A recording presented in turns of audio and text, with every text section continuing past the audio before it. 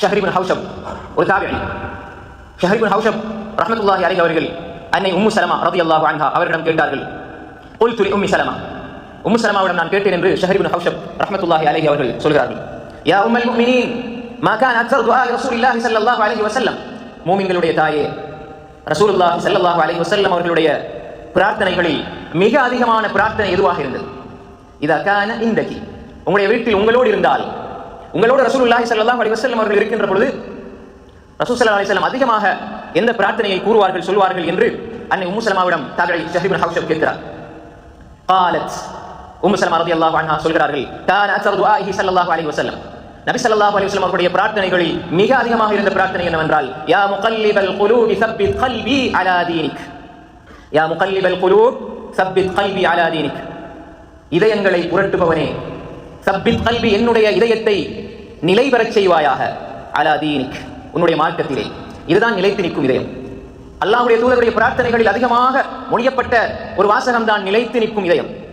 அது எதிலே நிலைத்து நிற்க வேண்டும்? அகீதாவில், தௌஹீதில் நிலைத்திருக்க வேண்டும், சுன்னாவில் நிலைத்திருக்க வேண்டும், வணக்க வழிபாடுகளில் நிலைத்திருக்க வேண்டும், தொழுகையில் நிலைத்திருக்க வேண்டும், ஜகாத்தில் நிலைத்திருக்க வேண்டும், ஹஜ்ஜிலே நிலைத்திருக்க வேண்டும், சதகாக்களில் நிலைத்திருக்க வேண்டும், குர்ஆனில் நிலைத்திருக்க வேண்டும், கியாமுல் லைலிலே நிலைத்திருக்க வேண்டும், தௌபாவில் நிலைத்திருக்க வேண்டும், இஸ்திக்ஃபாரிலே நிலைத்திருக்க வேண்டும், குடும்ப உறவுகளை பேணுவதில் நிலைத்திருக்க வேண்டும், அதில் முதன்மையான பெற்றோர்களுக்கு செய்கின்ற உபகாரத்திலே நிலைத்திருக்க வேண்டும். அந்த இதயத்தை தா யா அல்லாஹ் என்று அல்லாஹ்வுடைய தூதர் ஸல்லல்லாஹு அலைஹி வஸல்லம் அவர்கள் அடிக்கடி அதிகமாக பிரார்த்தனை செய்வார்கள் என்று அவருடைய மனைவி சொல்கிறார். யா முகல்லிபல் குலூப், இதயங்களை புரட்டுபவனே, ஸப்பித் கல்பி அலா தீனிக். அல்லாஹ்வுடைய தூதர் ஸல்லல்லாஹு அலைஹி வஸல்லம் அவர்கள் இதை அதிகமாக ஓதினார்கள் என்றால், பாவங்களிலே சுழன்று கொண்டிருக்கக்கூடிய, மனோ இச்சைகளின் பின்னால் செல்லக்கூடிய, ஜஹல் அறியாமையில் மடமையிலே திளைத்திருக்கின்ற நாம் இந்த பிரார்த்தனையை எவ்வளவு ஓத வேண்டும், எவ்வளவு இந்த பிரார்த்தனையை கரிசனை எடுக்க வேண்டும், இந்த பிரார்த்தனையுடைய ஆழத்தை அகலத்தை புரிந்து வாழ்க்கையிலே அதை செயல்படுத்த வேண்டும் என்பதை நாம் இந்த இடத்திலே சிந்திக்க கடமைப்பட்டிருக்கிறோம். ரசூலுல்லாஹி ஸல்லல்லாஹு அலைஹி வஸல்லம் இந்த பிரார்த்தனை தான் இன்றைய தலைப்பு. யா முகல்லிபல் குலூப், அற்புதமான ஒரு துஆ, அற்புதமான ஒரு துஆ. அதுவே நமது வாழ்க்கையுடைய இலக்கையும் இலட்சியத்தையும் தத்ரூபமாக எடுத்துச் சொல்கிறது. யா முகல்லிபல் குலூப், இதயங்களை புரட்டுகின்ற இறைவா, ஸப்பித் கல்பி அலா தீனிக், உன்னுடைய தீனில் நிலைத்திருக்க செய்ய அல்லாஹ். ஸப்பத யுஸப்பித் என்றால் நிலை பெறச் செய்வது, அது அல்லாஹ்வால் மாத்திரம் தான் முடியும். நாம நினைக்கலாம், நாங்கள் செய்கிற வணக்கங்கள் வழிபாடுகள் எல்லாம், இபாதத்துக்கள் எல்லாம் நாம் செய்து கொண்டுதான் இருக்கிறோம், நல்லதுதானே நாங்கள் செய்கிறோம், இபாதத்து தானே செய்வோம் என்று நாம் நினைக்கலாம் சகோதரர்களே. ஆனால் அதே இபாதத்தில் நிலைத்திருப்பது என்பது அல்லாஹ் நாடினால் அன்றி முடியாது. சில பொழுது பல வருடங்கள் வணக்கங்களில் வழிபாடுகளில் கழித்திருப்பார், ஆனால் அவருடைய முடிவு மோசமாகிவிட்டால் அல்லாஹ் பாதுகாக்க வேண்டும், அவர் தங்குமிடம் நரகமாக இருக்கும். எனவே கடைசி நொடி இருக்கும் வரை யா முகல்லிபல் குலூப், ஒரு ரமலான் வந்தது, அந்த ரமலானில் இபாதத் செய்யக்கூடிய அந்த பாக்கியம் கிடைத்தது, ஆனால் ரமலானில் இருந்து வெளியே வருகின்ற பொழுது அந்த கல்பு மாறிவிடுகிறது என்று சொன்னால் நாம் யோசிக்க வேண்டும், நம்முடைய இதயம் ரப்போடு தொடர்பட்டிருக்கிறதா அல்லது மாதத்தோடு தொடர்பட்டிருக்கிறதா? எங்களுடைய தொடர்பு அமல்களை நோக்கி இருக்கிறதா, அல்லாஹ்வை நோக்கி இருக்கிறதா? ஏதோ அமல்களை செய்தோம், ஆனால் அது அல்லாஹ்வுக்காக செய்தால் ரமலானில் இருந்து அல்லாஹ் ஷவ்வாலில் இருக்கிறான். ரமலான் மாதத்தோடு தொடர்பா அல்லது மார்க்கத்தோடு தொடர்பா? நாம் ரமலானிலே இபாதத் செய்தோம், அது ஒரு மாதம், அல்லாஹ் இந்த மாதம் நன்மை செய்ய வேண்டும். அதே ரப்புல் ஆலமீன் ஷவ்வாலை தந்திருக்கிறான், அதுவும் இபாதத் செய்வதற்கு தான். அப்ப நாம் அந்த மாதத்தில் இபாதத் செய்வோம், இந்த மாதத்தில் இபாதத் செய்யவில்லை என்றால் மாதத்தோடு தொடர்பா அல்லது இந்த மார்க்கத்தோடு தொடர்பா? நாம் சிந்திக்க வேண்டும் அன்புக்குரிய சகோதரர்களே. அதனாலதான் ரசூலுல்லாஹி ஸல்லல்லாஹு அலைஹி வஸல்லம் அவர்கள் ஒரு குறிப்பிட்ட காலத்தில் மட்டுமல்ல, வாழ்க்கையில் அன்றாடம் கேட்பார்கள். ஒரு நாள், நேற்றைய நாள் நான் செய்த அமல்களில் இன்றைய நாள் குறைவு ஏற்படுகிறது என்றால், யா அல்லாஹ், நான் எங்கோ போகிறேன் யா அல்லாஹ், திசை மாறி செல்கிறேன் யா அல்லாஹ், இதயம் எங்கோ செல்கிறது யா அல்லாஹ், யா முகல்லிபல் குலூப் ஸப்பித் கல்பி அலா தீனிக், உனது தீனிலே என்னை நிலை பெறச் செய்ய யா அல்லாஹ், என்னுடைய இதயத்தை இந்த மார்க்கத்திலே உறுதிப்படுத்தி விடு யா அல்லாஹ். நிலைத்து நிற்கும் உள்ளம் மரணிக்கும் வரை இந்த தௌஹீதில் நிலைத்திருக்கும். நிலைத்து நிற்கும் இதயம், கடைசி வார்த்தை லா இலாஹ இல்லல்லாஹ், அல்லாஹ்வுடைய பொருத்தத்தோடு மரணிக்கும் வரை இந்த இதயம் நிலைத்திருக்க வேண்டும். அது இந்த பிரார்த்தனையுடைய செயல் வடிவமாக மாற வேண்டும். யா முகல்லிபல் குலூப் ஸப்பித் கல்பி அலா தீனிக். அன்னை உம்மு சலமா ரலியல்லாஹு அன்ஹா அவர்கள் இதை சொல்லிவிட்டு சொன்னார்கள், ரசூல் ஸல்லல்லாஹு அலைஹி வஸல்லம் அவர்களிடத்தில் உம்மு சலமா ரலியல்லாஹு அன்ஹா காரணம் கேட்கிறார்கள். என்னத்துக்காக, எதற்காக யா ரசூலல்லாஹ் நீங்க ஏன் இந்த துஆவை அதிகமாக ஓதுகிறீர்கள்?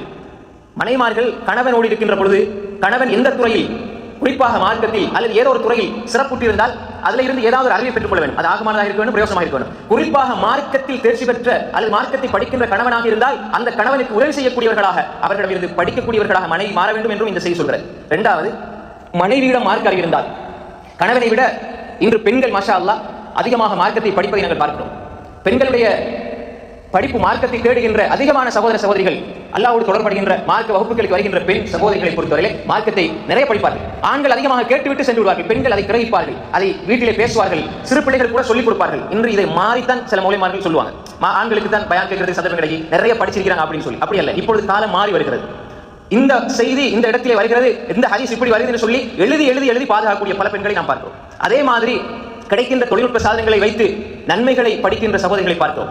விதிவிலக்காக எல்லாத்திலும் இருக்கு. ஆண்களும் மோசமானவர்கள் இருக்கிறார்கள், பெண்களும் இருக்கிறார்கள். எனவே நலவுகளில் நாம் பார்க்கின்ற பொழுது ஒப்பீட்டு அளவிலே சகோதரிகள் மார்க்கத்தை படிக்க வேண்டும். குறிப்பாக அதை நாம் எய்மாக எடுத்துக்கொள்ள வேண்டும். காதலை கேட்டுவிட்டு செல்லக்கூடியவர்களாக இருக்கக்கூடாது. அன்புடைய சகோதரர்களே, இப்பொழுது மார்க்கத்தில் தன்னுடைய மனைவியோ அல்லது மகளோ அல்லது சகோதரியோ மார்க்கத்தில் தெளிவுள்ளவர்களாக இருந்தால், அறிவுள்ளவர்களாக இருந்தால், எந்த காரணம் கொண்டும் கணவன் என்ற பெருமை, ஆண் என்ற மமதை இருக்கக்கூடாது. படிக்க வேண்டும்.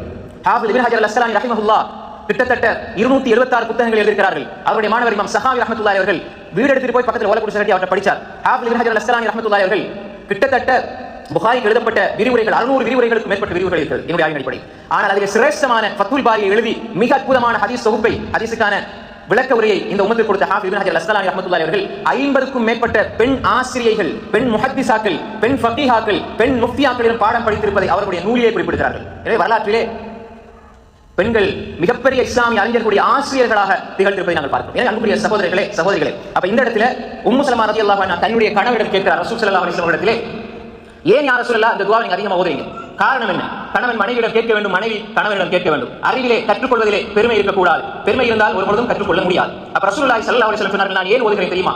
இந்த பிரார்த்தனையை நான் ஏன் ஓதுகிறேன்? قال يا ام سلمة, உம்மு சலமாவே, இன்னஹு லைஸ ஆதமியுன் இல்லா வகல்புஹு, எந்த ஒரு மனிதனாக இருந்தாலும், உலகத்தில் இருக்கிற எந்த மனிதனாக, ஆணாக பெண்ணாக யாராக இருந்தாலும், அவர்களுடைய இதயங்கள் அல்லாஹ்வுடைய விரல்களில், 2 விரல்களுக்குள்ளே இருக்கிறது. அல்லாஹ்வுடைய ஹதீஸ்ல நஸ்ஸாக தெளிவாக ஒரு வார்த்தை வந்து நம்ம அப்படியே மொழிபெயர்க்க வேண்டும். அகீதாவை வழிதவறியவர்கள் தான் விளக்கம் கொடுப்பார்கள். கை இருக்கிறதா, கால் இருக்கிறாங்க, அப்படி வந்திருந்தா அப்படியே நம்ம விளக்கம் சொல்லணும். அதுக்கு வேற அர்த்தங்கள் கொடுப்பது பிழை. அப்ப இந்த இடத்துல ஹதீஸ் வந்திருக்கிறது, அல்லாஹ்வுடைய விரல்களில் 2 விரல்களுக்குள்ள, அது எப்படி? அது அல்லாஹ் ஆலம் வந்திருப்பதை நான் சொல்ல வேண்டும். 2 விரல்களுக்குள்ளே ஆதமுடைய மகனுடைய இதயம் இருக்கிறது. சொல்லிவிட்டு சொன்னார்கள், ஃபமன் ஷாஅ அகாம, அல்லாஹ் நாடினால் யாருடைய இதயத்தை நிலைத்து நிற்க செய்கிறானோ அவர்களுடைய இதயத்தை தெளிவான கொள்கையில் நிலைத்து நிற்க செய்கிறான். வமன் ஷாஅ அஸாக, யாரை அல்லாஹ் நாடுகிறானோ சத்தியத்திலிருந்து சறுக்க செய்து விடுகிறான். இதுதான் காரணம்.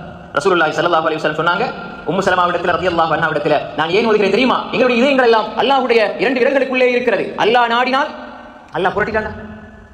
அல்லாஹ் இந்த நேரான பாதையில, தெளிவான கொள்கையில, சரியான இபாதத்தில, வணக்க வழிபாடுகளை நிலைத்து நிற்க நீ உதவி செய்ய அல்லாஹ். யா முகல்லிபல் குலூப் தப்பித் கல்பி அலா தீனிக், கேட்டுக்கொண்டே இருக்க வேண்டும். ஏனென்றால் அல்லாஹ் புரட்டி விட்டால், இந்த நேரான பாதையில் இருந்து நாம் சறுகி விட்டால் நமக்கு நேரான பாதையை தருவது யார்? அன்புக்குரிய சகோதரிகளே, இந்த செய்தியை நாம் புரிந்து கொள்ள வேண்டும். எனவே அல்லாஹ் நிலைத்து நிற்க செய்கின்ற இதயம், அந்த இதயம், அதை உடையவர்கள் எப்பொழுதுமே அல்லாஹ்விடத்தில் கேட்டுக்கொண்டே இருப்பார்கள். நம்ம கேட்டுக்கொண்டே இருக்கணும். அதே மாதிரி தான் நாம் நம்முடைய இதயத்தை பரிசீலனை செய்து கொள்ள வேண்டும், சுய பரிசோதனை செய்ய வேண்டும். நம்முடைய இதயம் சரியாக இயங்குகிறதா?